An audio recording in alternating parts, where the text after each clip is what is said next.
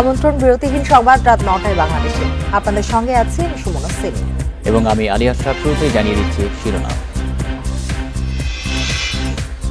উপজেলা নির্বাচনে সংঘর্ষে নিহত 1, ভোট পড়েছে 30% বেশি। বড় দলের বর্জনই কারণ বললেন সিইসি।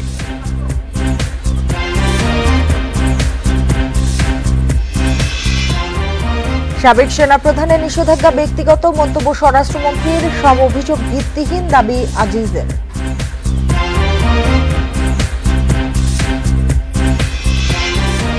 সরকারি কেনাকাটা ই টেন্ডারে দুর্নীতি, কাজ পাচ্ছে গুটি কয়েক ঠিকাদার, তথ্য ফাঁস করছে সংশ্লিষ্টরা।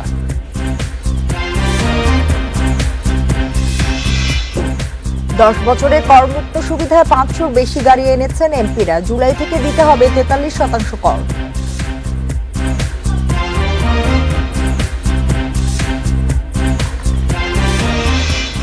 ইরানের প্রেসিডেন্ট রাইসির দাফন বৃহস্পতিবার। দুর্ঘটনা নাকি হত্যাকাণ্ড তা নিয়ে বিশ্বজুড়ে আলোচনা।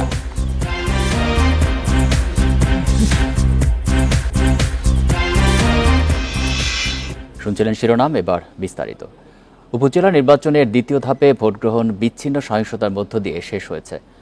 কক্সবাজারের ঈদগাঁওয়ে এক প্রার্থীর কর্মীকে ছুরিকাঘাতে হত্যা করা হয়েছে। এছাড়া 14 জেলায় বিচ্ছিন্ন সহিংসতায় আহত হয়েছে প্রায় অর্ধশত জন। এসব ঘটনায় আটক হয়েছে 46 জন। আর চাঁপাইনবাবগঞ্জে পক্ষপাতের অভিযোগে 49 নির্বাচনী কর্মকর্তাকে প্রত্যাহার করেছে নির্বাচন কমিশন। ষষ্ঠ উপজেলা পরিষদ নির্বাচনের দ্বিতীয় ধাপে 13,000-এর বেশি কেন্দ্রে মঙ্গলবার সকাল 8টায় শুরু হয় ভোট গ্রহণ।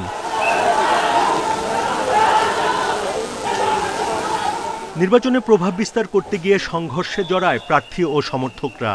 রাজবাড়ীর বালিয়াকান্দিতে আনারস প্রতীকের সমর্থককে কুপিয়ে জখমের অভিযোগ ওঠে প্রতিদ্বন্দ্বী প্রার্থীর সমর্থকদের বিরুদ্ধে। লক্ষ্মীপুরের রায়পুরে চেয়ারম্যান প্রার্থী আলতাফ হোসেন হাওলাদারের 2 কর্মীকে মারধরের অভিযোগ ওঠে। রায়পুরের কেরোয়া সবিলপুর প্রাথমিক বিদ্যালয় কেন্দ্রে এ ঘটনা ঘটে। পরে পরিস্থিতি নিয়ন্ত্রণে আনে পুলিশ ও বিজিবি। হবিগঞ্জের বাহুবলে কামাইছড়া চা বাগান কেন্দ্রে জাল ভোট দিতে গিয়ে আটক হয় স্কুল ছাত্রসহ 3 জন। এর মধ্যে দুর্জয় কর্মকারকে 1 বছরের সাজা দেয় ভ্রাম্যমাণ আদালত। রাজশাহীর দুর্গাপুরে নোয়াপাড়া ইউনিয়নের গোপালপুর প্রাথমিক বিদ্যালয় কেন্দ্রে 2 চেয়ারম্যান প্রার্থীর সমর্থকদের সংঘর্ষে 6 জন আহত হয়। এ ঘটনায় আটক হয় 24 জন। মাঠে নির্বাচন কমিশনের নির্দেশনা মোতাবেক 33 জন এক্সিকিউটিভ ম্যাজিস্ট্রেট কাজ করছেন। আমরা মনে করি সকলের সমন্বিত প্রচেষ্টায় ভোটের পরিবেশ ভালো রয়েছে। ছোটখাটো বিচ্ছিন্ন কিছু ঘটনা ঘটছে, আমরা সব জায়গাতেই তৎপর আছি। যেখানে বিচ্ছিন্ন ঘটনা ঘটছে সেখানে আমরা ব্যবস্থা নিচ্ছি, গ্রেফতার করেছি, আটক করেছি এদেরকে সন্দেহভাজন হিসাবে। এদিকে পক্ষপাতের অভিযোগ ওঠায় চাঁপাইনবাবগঞ্জের শিবগঞ্জে 49 নির্বাচনী কর্মকর্তাকে প্রত্যাহার করে নেয় নির্বাচন কমিশন। সেই স্কুলের সভাপতি যদি প্রার্থীদের মধ্য থেকে কেউ হয়ে থাকেন বা তার আত্মীয়স্বজন হয়ে থাকেন, তখন অপর প্রার্থী আসলে তাদের বিরুদ্ধে অভিযোগ দেয় এবং একই সাথে কিছু মানুষের দুর্ঘটনা, অসুস্থতা, এই সকল কারণেও আমাদেরকে পরিবর্তন করতে হয়। সব মিলিয়েই এই পরিবর্তনটি হয়েছে। সংঘর্ষের ঘটনায় 14 জেলায় 44 জন আহত এবং 46 জনকে আটক করা হয়েছে। Buddhadeb Kundu, independent News, Dhaka.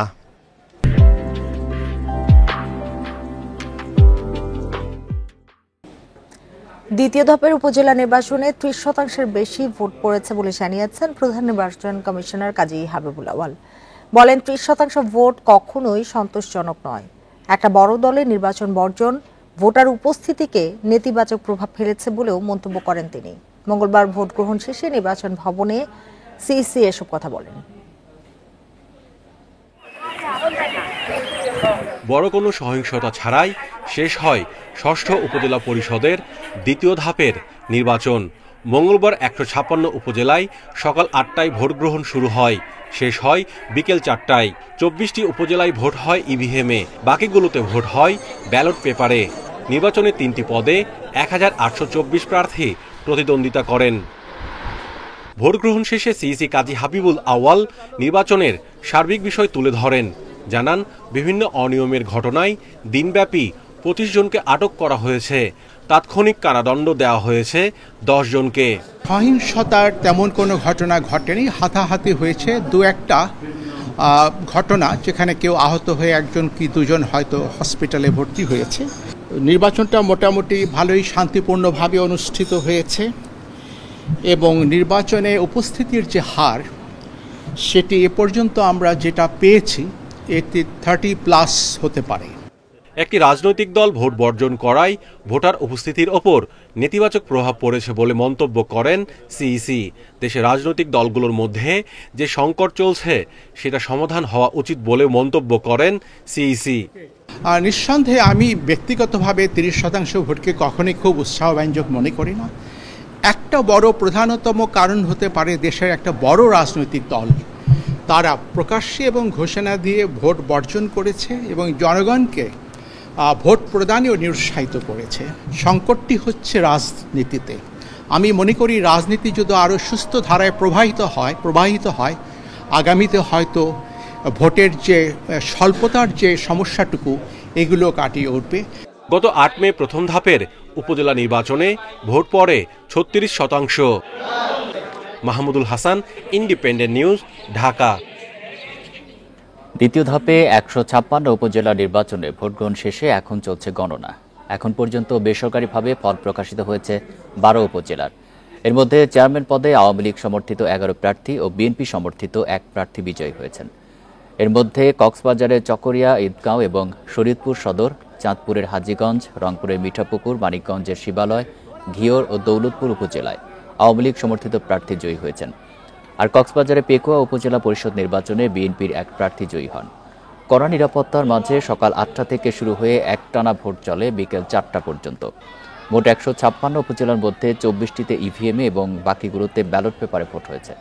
নির্বাচন নির্বিঘ্ন ও শান্তিপূর্ণ করতে পুলিশের পাশাপাশি 16টি উপজেলায় বিজিবি, র্যাব ও কোস্টগার্ডের সদস্য মোতায়েন করা হয়। সকাল থেকেই প্রতিটি কেন্দ্রে নিরাপত্তায় দায়িত্ব পালন করেন আইনশৃঙ্খলা রক্ষাকারী বাহিনীর সদস্যরা।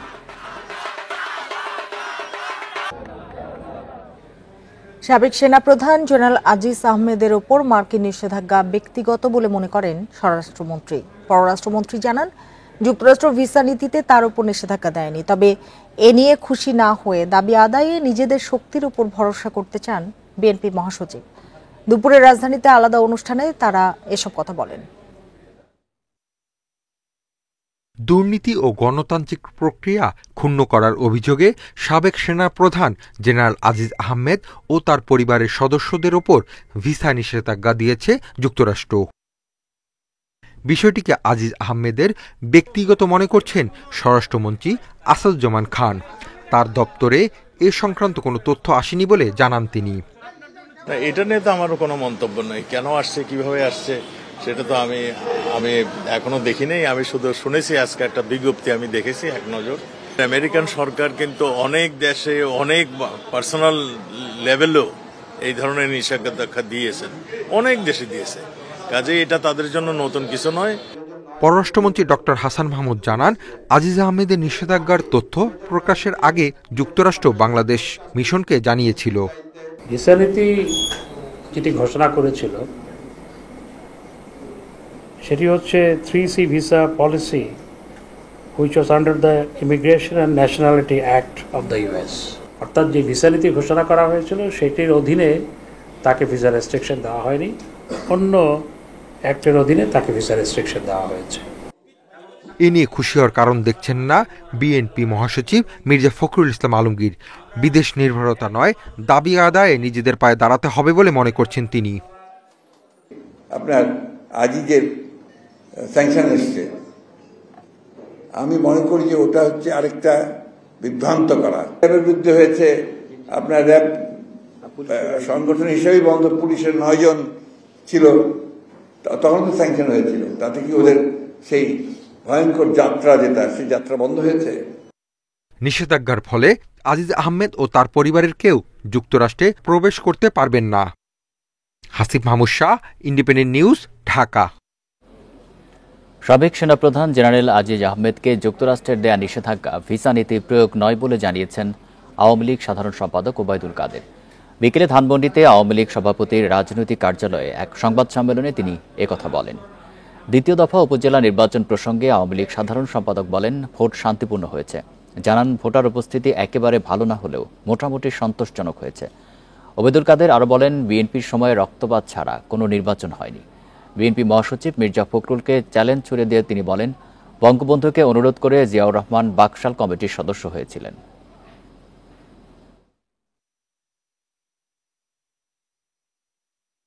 জেনারেল আইজের বিরুদ্ধে আসলে যে ব্যবস্থা নেওয়া হয়েছে সেটা ভিসা নীতির প্রয়োগ নয়, এটি অ্যাপ্রোপ্রিয়েশন আইনের অধীনে।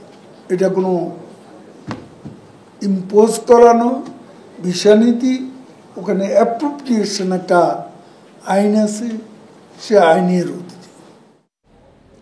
যুক্তরাষ্ট্রের অভিযোগের বিরুদ্ধে চ্যালেঞ্জ ছুড়ে দিয়েছেন সাবেক সেনাপ্রধান জেনারেল আজিজ আহমেদ। বলেন, মিথ্যা অভিযোগে নিষেধাজ্ঞা দিয়েছে যুক্তরাষ্ট্র। তার পরিবার ও সরকারকে বিব্রত করতেই এই সিদ্ধান্ত বলে দাবি তার। আজিজ আহমেদ ও তার পরিবারের সদস্যদের যুক্তরাষ্ট্র প্রবেশে নিষেধাজ্ঞার পর প্রতিক্রিয়া জানান অবসরপ্রাপ্ত জেনারেল। 2021 সালে র্যাব ও র্যাবের 6 কর্মকর্তার উপর নিষেধাজ্ঞা দেয় যুক্তরাষ্ট্র। নির্বাচনের আগে বাংলাদেশিদের উপর ভিসা নীতি প্রয়োগের ঘোষণা দেয় দেশটি। এসব বিষয় নিয়ে দুদেশের মধ্যে নানা পর্যায়ে আলোচনা চলছে। এর মধ্যে মঙ্গলবার সাবেক সেনাপ্রধান জেনারেল আজিজ আহমেদ ও তার পরিবারের সদস্যদের যুক্তরাষ্ট্রে প্রবেশে নিষেধাজ্ঞা দেওয়া হয়েছে। দুর্নীতির অভিযোগে সিদ্ধান্ত নেওয়া হয়েছে বলে জানায় দেশটি। আমার যদি কোনো প্রয়োজনই না থাকে আমেরিকাতে যাওয়ার, তাহলে আমি এখানে আমার কি এটা থাকবে? আমাকে কিছু বলা যেমন হলো, আমার পরিবারের অন্যান্যরা একটু বিব্রত হবে। আমাকে যারা নিয়োগ দিয়েছিল, আমি মনে করি যে তারাও কিছুটা বিব্রত হবে। ঠিক আছে না? তাদেরকেও এটা টার্গেট করেছে কিনা আমি জানি না, যে আমার মাধ্যমে। সাবেক সেনাপ্রধানের বিরুদ্ধে অভিযোগ তোলা হয়েছে সামরিক বাহিনীর কাজে ঠিকাদারি পেতে তার ভাইয়ের সঙ্গে যোগসাজশ করেছেন। আমি সেনাপ্রধান হয়েই ওই সেদিনই করছে, আর পরের দিন কন্ট্রাক্ট সাইন করেছে, এরকম একটা, এটাকে আজগবি একটা অভিযোগ মনে হয়নি? তো এটা হলো কাকতালিয়ে 25 তারিখে দায়িত্ব নিয়েছে, 26 তারিখে ওটা স্বাক্ষর হয়েছে, সেজন্য হলো এটার সাথে ও ছিল এখানে। এটা কোনোভাবে এই কন্ট্রাক্টের সাথে কোনোভাবে সম্পৃক্ত নয়। All the prime minister men নামে আল জাজিরার তথ্যচিত্র ও মার্কিন নিষেধাজ্ঞা এক সূত্রে গাঁথা বলে মনে করেন অবসরপ্রাপ্ত জেনারেল। আমি আমার ভাইদেরকে বিভিন্নভাবে সহযোগিতা করেছি আমার অফিসিয়াল ক্যাপাসিটি ব্যবহার করে। আমি এটা মেনে নিলাম না, কারণ এটা আল জাজিরাও বলেছিল এবং তারা যে সমস্ত এভিডেন্স এনেছিল এগুলার অনেকে অনেক বিশ্লেষণ করেছে, এবং এগুলার হলো যে জেনুইনিটি যেটা বা সঠিকতা এটা পায়নি, বা কেউ এটা হলো যে ওইরকমভাবে উপস্থাপন করতে পারেনি। There is no such evidence যে আই ওয়াজ ইনভলভ। 2018 সালের 25শে জুন থেকে 2021 সালের 23শে জুন পর্যন্ত সেনাপ্রধানের দায়িত্বে ছিলেন আজিজ আহমেদ। এর আগে 2012 সালের 5ই ডিসেম্বর থেকে 2016 সালের 16ই নভেম্বর পর্যন্ত তিনি বর্ডার গার্ড বাংলাদেশের মহাপরিচালক ছিলেন। ক্যাটেল স্মাগলিং বন্ধ করতে হবে। অনিমেষ কর, ইন্ডিপেন্ডেন্ট নিউজ, ঢাকা। সরকারি কেনাকাটা এই টেন্ডারে দুর্নীতি হচ্ছে। ঘুরে ফিরে কাজ পাচ্ছে গুটি কয়েক ঠিকাদার প্রতিষ্ঠান। টেন্ডারে প্রাক্কলিত মূল্য ফাঁসের মাধ্যমে এই সুযোগ করে দিচ্ছে প্রকল্প সংশ্লিষ্টরা। ক্রয় আইনে এই অপরাধ বিভাগীয় ও ফৌজদারি মামলাযোগ্য। এমন বাস্তবতায় আইনটি কার্যকারিতা হারিয়েছে বলে মনে করে পাবলিক প্রকিউরমেন্ট অথরিটি। বিশেষজ্ঞরা বলছেন, দুর্নীতি বন্ধে ক্রয় আইনের সংস্কার জরুরি। সরকারি ক্রয়ে দুর্নীতি ও পেশিশক্তির ব্যবহার এড়াতে ই টেন্ডার চালু করা হয়। নিয়ম অনুযায়ী প্রাক্কলিত মূল্যের 10% পর্যন্ত কম বেশি দর হাঁকা প্রতিষ্ঠান কাজ পাবে, কিন্তু প্রাক্কলিত দর সিলগালা অবস্থায় গোপন রাখার কথা থাকলেও তা মানা হচ্ছে না। এ চিত্র উঠে আসে বিশ্বব্যাংকের গবেষণায়। 2016 সালে প্রাইস ক্যাপ যুক্ত করার পর থেকে ঠিক 10% কম দরদাতা প্রতিষ্ঠানগুলোই বেশি কাজ পাচ্ছে। প্রাক্কলিত দর না জেনে কাজ পাওয়া অসম্ভব, তাই সরকারি নিলামে অংশগ্রহণ কমেছে। গড়ে মাত্র 2টি ঠিকাদারি প্রতিষ্ঠান অংশ নেয়, এক প্রতিষ্ঠানের অংশগ্রহণও বেড়েছে। ম্যাট্রিক্স পদ্ধতিতে বেশি কাজ করা ঠিকাদাররা পাচ্ছে একচেটিয়া সুবিধা। যদি কোনো কারণে আমার প্রাইস ট্রেনের উপরে চলে যায় অথবা ট্রেনের বিলোতে চলে যায়, তাহলে তা আমি বাতিল। এই যে ডেঞ্জারাস অবস্থা, যে টেন্ডারদের মধ্যে এক ধরনের তাড়না তৈরি হলো যে আমাকে যে কোনো মূল্যে এস্টিমেটেড কস্ট জানতে হবে। তো যাই হোক, এটার এস্টিমেটেড কস্টটা তখন ফাঁস হওয়া শুরু হলো। সরকারি ক্রয় পদ্ধতির দুর্বলতায় 70% প্রকল্প নির্ধারিত সময় ও খরচে শেষ করা যায় না। এজন্য বারবার ব্যবস্থা নেওয়ার নির্দেশ দিয়েছেন খোদ প্রধানমন্ত্রী। আন্তঃমন্ত্রণালয় সভায় দুর্বলতা চিহ্নিত করে আইন সংস্কারে সুপারিশ যায় মন্ত্রিপরিষদ বিভাগে, কিন্তু কয়েক বছর পার হলেও কোনো অগ্রগতি নেই। ফলে জনগণের করের টাকার বড় অংশ অপচয় হচ্ছে। আমি যে ফিগারটা জানি না, সেই ফিগারটাকে টার্গেট করে যাতে 10% উপরে বা নিচে না হয় প্রায়, সেটা আমি করব কি করে একজন টেন্ডার বিডার? বাংলাদেশে দুঃখজনকভাবে প্রতিযোগিতা নাই, ট্রান্সপারেন্সিও জিরো। সেই জন্যই এখানে রেজাল্ট হচ্ছে যে দুর্নীতি হচ্ছে, অরাজকতা হচ্ছে এবং জিনিসপত্রের দাম বেশি দামে কিনছি আমরা। সরকারি ক্রয় আইন 2006-এর 64-র 3 ও 4 ধারা অনুযায়ী তথ্য ফাঁসের অপরাধে প্রকল্প পরিচালকদের বিরুদ্ধে বিভাগীয় ও ফৌজদারি মামলা করা যায়। Hari Saha, independent News, Dhaka. গত 10 বছরে করমুক্ত সুবিধায় 500-র বেশি গাড়ি এনেছেন সংসদ সদস্যরা, যেগুলোর বেশিরভাগই বিলাসবহুল। এসব গাড়ি আমদানিতে কর ছাড় হয়েছে 3,300 কোটি টাকা প্রায়। শুল্কমুক্ত এই সুবিধা বাতিল করতে চায় জাতীয় রাজস্ব বোর্ড এনবিআর। কর্মকর্তারা জানান, আগামী জুলাই থেকে এমপিদের দিতে হবে 43% কর। গত বছরের মে মাসে একটি নতুন জাপানি টয়োটা ল্যান্ড ক্রুইজার আমদানি করেন একজন সংসদ সদস্য। আমদানি মূল্য দেখানো হয় 1,68,00,000 টাকা। 2021 সালের মডেলের গাড়িটিতে মোট শুল্ক কর 826% প্রায়। শুল্ক করের পরিমাণ দাঁড়ায় 14 কোটি টাকা। কিন্তু সংসদ সদস্যের গাড়ি শুল্কমুক্ত হওয়ায় এতে কোনো কর দিতে হয়নি। এনবিআর এর হিসেবে 2014 থেকে 23 সালে শুল্কমুক্ত সুবিধায় সংসদ সদস্যদের জন্য আনা হয়েছে অন্তত 524টি গাড়ি, যেগুলোর মূল্য দেখানো হয় 398 কোটি টাকা। এসব গাড়ির 450টিতেই কর হার 826%। সব মিলিয়ে গাড়িগুলোতে কর মাফ হয়েছে 3,300 কোটি টাকা। দাতা সংস্থা আইএমএফ এর চাপে আয় বাড়ানোর উপায় খুঁজছে এনবিআর। এরই অংশ হিসেবে এমপিদের গাড়িতে কর বসাতে চায় সংস্থাটি।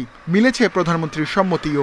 একটা হিসাব করা যেতে পারে যে আজ পর্যন্ত যতজনকে দেয়া হয়েছে তাদের মধ্যে কতজন প্রথমেই কাগজটা পেয়ে ওইটাকে বিক্রি করে দিয়েছেন 1.5-2 কোটি টাকা দিয়ে, কতজন সবচেয়ে দামি গাড়িটা এনে ওইটাকে বিক্রি করে দিয়ে তারপরে একটা নিজের জন্য একটা ছোট গাড়ি কিনে ডিফারেন্সটাকে প্রফিট হিসাবে দেখেছেন, আর কতগুণ রিয়েলি এটা এনে ব্যবহার করছেন। এনবিআর কর্মকর্তারা জানান, 25% আমদানি শুল্ক, 15% ভ্যাট আরোপ করা হচ্ছে। এতে মোট কর হবে 43%, যদিও বর্তমানে কর 826% পর্যন্ত। এনবিআর এর এমন সিদ্ধান্ত সংসদ সদস্যদের অনেকেই ইতিবাচকভাবে দেখছেন। ট্যাক্স ফ্রি কোনো জিনিস আলাদা এমপিদের জন্য থাকাই উচিত না। যেটা করা লাগবে এটা হচ্ছে কি এমপিদেরকে বিনা পয়সায় রাষ্ট্র একটা গাড়ি দিবে, এটা কম দামি হোক বা যেভাবেই হোক, এই গাড়ি চড়েই উনি এলাকার জন্য কাজ করবেন। যতদিন 5 বছর থাকবেন উনি এলাকার কাজ করবেন সরকারি গাড়িতে। সংসদ সদস্যদের জন্য শুল্কমুক্ত সুবিধায় গাড়ি আমদানি শুরু হয় 1988 সালে এরশাদ সরকারের সময়ে। সংসদে বিত্তবান সদস্যের সংখ্যা বাড়লেও এ সুবিধা বহাল রাখে সব সরকারই। Ruhul Amin, independent News, Dhaka. বাংলাদেশের সঙ্গে বাণিজ্যিক ও অর্থনৈতিক সম্পর্ক বাড়াতে আগ্রহী অস্ট্রেলিয়া। এছাড়া সামুদ্রিক নিরাপত্তা নিশ্চিতে কোস্টগার্ডকে সহায়তার প্রস্তাব দিয়েছেন দেশটির পররাষ্ট্রমন্ত্রী। বিকেলে রাষ্ট্রীয় অতিথি ভবন পদ্মায় বৈঠক করেছেন দুই দেশের পররাষ্ট্রমন্ত্রী। পরে হাসান মাহমুদ বলেন, মধ্যম আয়ের দেশে উন্নীত হতে বাংলাদেশের পাশে থাকবে অস্ট্রেলিয়া।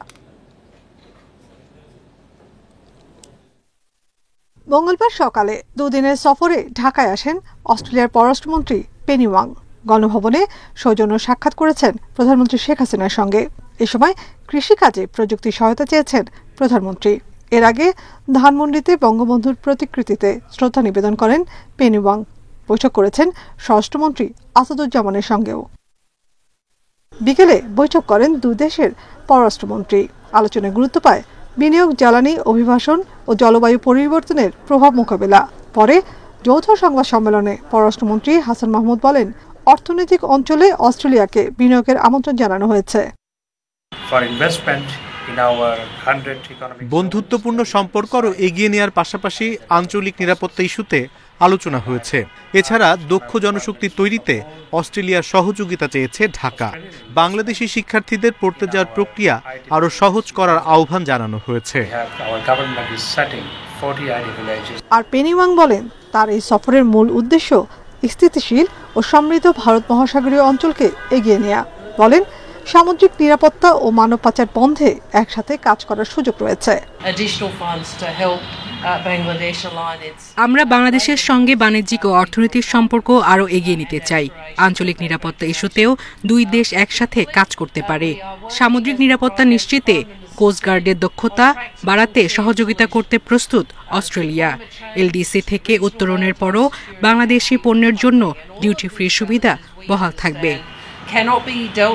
রোহিঙ্গা সংকট প্রসঙ্গে অস্ট্রেলিয়ার পররাষ্ট্রমন্ত্রী বলেন, এই সমস্যার সমাধান করতে হবে মিয়ানমারকেই। Nafiza Dubla, Independent News, Dhaka. মুন্সিগঞ্জে ঐতিহাসিক স্থাপনা ও নিদর্শন দেখতে পর্যটকদের আগ্রহ বাড়ছে। দূর দূরান্ত থেকে ভ্রমণ পিপাসুরা ছুটে আসছেন, তবে ইতিহাস ঐতিহ্য সংরক্ষণে নেই কোনো উদ্যোগ। পর্যটকরা বলছেন, প্রত্নতাত্ত্বিক এসব স্থাপনাকে সংরক্ষণ করলে গড়ে উঠতে পারে পর্যটন শিল্প।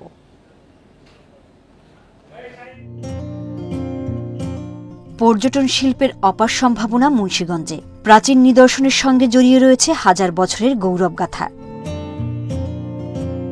সুলতানি যুগের বাবা আদম শাহী মসজিদ, মুঘল যুগের মীর কাদিমপুল ইন্দ্রাকপুর দুর্গ অন্যতম নিদর্শন। এছাড়া অতীশ দীপঙ্কর ও স্যার জগদীশচন্দ্র বসুর স্মৃতিময় বাড়ি দেখার আগ্রহ দর্শনার্থীদের। তবে ইতিহাস ঐতিহ্য সংরক্ষণে নেই কোনো উদ্যোগ। আসলে কোনো পার্ক নাই, খেলার মাঠ নাই, পরিবার পরিজন নিয়ে ঘুরতে যাওয়ার মতো কোনো জায়গা নাই। ভিতরের যে পরিবেশটা এটা একটু ডেভেলপ করা উচিত। প্রবেশের যে সিস্টেমটা এটা একটু সহজ করা দরকার, কারণ সবাই ঢুকতে পারে না। দর্শনীয় জায়গা রক্ষণাবেক্ষণ এবং পর্যটন কেন্দ্র গড়ে তোলা হলে অর্থনৈতিক সমৃদ্ধিও বাড়বে বলে মনে করছেন স্থানীয়রা। নতুনভাবে সাজসজ্জা করে এটা যদি নেটে ছড়ায় দেওয়া যায়, বাংলাদেশ সরকার যদি এটা উদ্যোগ হাতে নেয়, অবশ্যই এটা রত্ননগরী মুন্সিগঞ্জ জেলা একটা পর্যটক নগরী হিসাবে স্বীকৃতি লাভ করতে পারে। কার্যকর উদ্যোগ নিলে একদিকে যেমন মানুষের ঐতিহাসিক জায়গা দেখার চাহিদা মিটবে, অন্যদিকে রাজস্ব আয় হবে সরকারের। এগুলার যদি যথাযথভাবে রক্ষণাবেক্ষণ বা যথাযথভাবে উপস্থাপন করা হয়, তাহলে যেমন আমাদের শিক্ষার্থীরা এই সম্পর্কে অনেক জানতে পারবে। প্রত্নতাত্ত্বিক সম্পদ সংরক্ষণ ও জাদুঘর নির্মাণ সহ নানা উদ্যোগের কথা জানিয়েছেন জেলা প্রশাসক। মন্ত্রণালয়ের সাথে আলাপ করে, যেহেতু তারা এগুলো কেয়ার করে, তাদের সাথে আলাপ করছি যে কিভাবে এই স্থাপনাগুলো যেন প্রিজার্ভ করা যায়, যেন নষ্ট না হয়ে যায়, ধ্বংস না হয়ে যায়। জেলার 6টি উপজেলায় প্রত্নতাত্ত্বিক সম্পদের ভাণ্ডার থাকায় 2018 সালে ব্র্যান্ডিং নির্ধারণ করা হয় প্রত্ননগরী মুন্সিগঞ্জ। Independent news. এই ছিল এখনকার সংবাদ। ইন্ডিপেন্ডেন্ট টেলিভিশনের সব খবরের আরো বিস্তারিত জানতে চোখ রাখুন ফেসবুক, এক্স এবং ইউটিউবে। ধন্যবাদ সবাইকে।